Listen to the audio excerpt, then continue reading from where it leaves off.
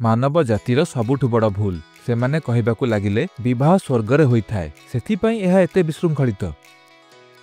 मनिषर आवश्यकता रहिछि शारीरिक मानसिक भावनात्मक बोधे सामाजिक आर्थिक आवश्यकता विभिन्न आवश्यकता एहा पूरण करिबा पई आपण आउ जनकु खोजंती जहा ऊपर निर्भर करि परिबे।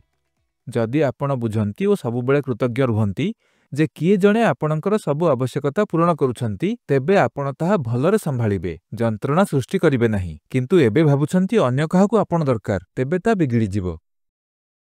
आपण बुझंतु आपणकू एहा आवश्यक आर जनक बुझिबा कथा कि तांकर बे आवश्यकता अछि एबे एकाठी हेबे।